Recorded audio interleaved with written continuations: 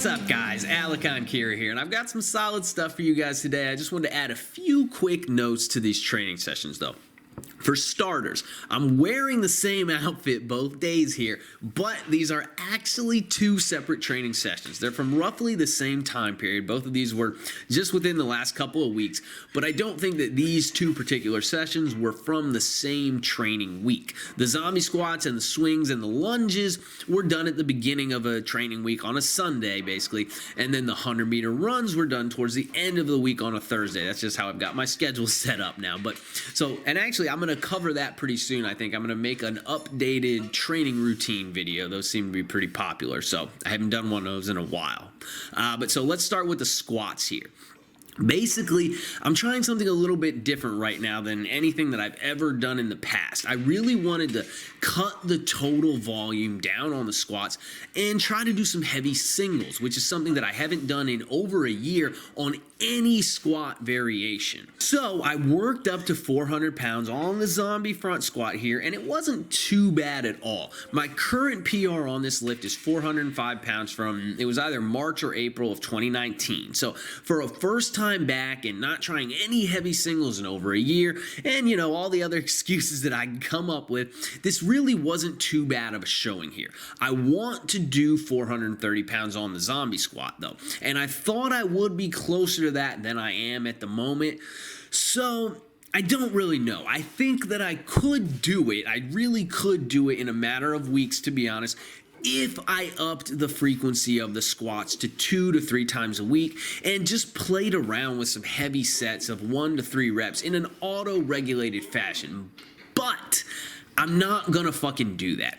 I think that I'm done with that type of training, to be perfectly honest. I'm more focused on moving well and continuing to move well at this point in my life than I am continuing to push the numbers merely for the sake of pushing the numbers. So like I said, this is a little bit different from anything that I've done in the past, because typically, if I were keeping the single session volume so low on the squats, then I would just up the frequency. But instead, what I'm trying to do here is keep the volume and the frequency of the squats low, and then I'm trying to fill in those gaps with high volumes on other ancillary exercises. I've been doing this high rep unilateral stuff for a few weeks now and just mixing in different lunging variations mostly. I'm also thinking of trying out some belt squatting to fill in this volume roll for the legs as well.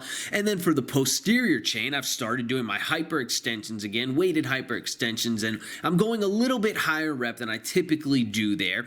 I've also started doing some dumbbell Romanian deadlifts for high reps, and I'm keeping the swings in the program for now as well. So I'm just trying to get in some more variety, and I'm getting in a good amount of volume, and I'm really hitting the quads and the adductors and the glutes and the hammies in an almost bodybuilder-esque manner. But I'm using exercises that I think are going to help me increase my running speed primarily. That's kind of my primary goal right now.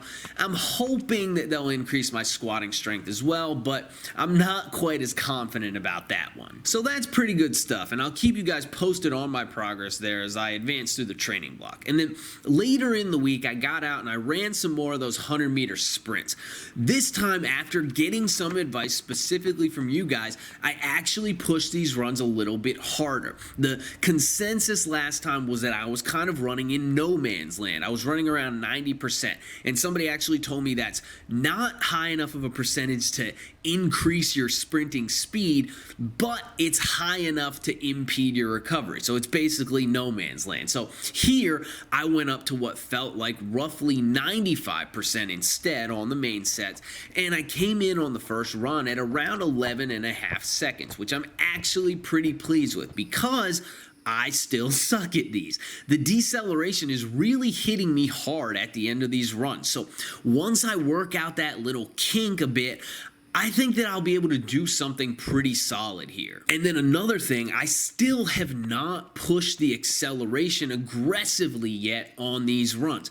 I did run basically to top speed here by the middle or so of the run, but I'm accelerating in the early phase at a very relaxed and comfortable pace. I'm not pushing it hard like I would for a 40-yard dash or a 60-yard dash. And that's obviously costing me time, but I'm trying to learn how to run this distance first and foremost. And for right now, I think that trying to stay relaxed the whole way through the run is the best way for me to do that. And then once I get more comfortable with that, then I'll push the acceleration phase to max capacity as well.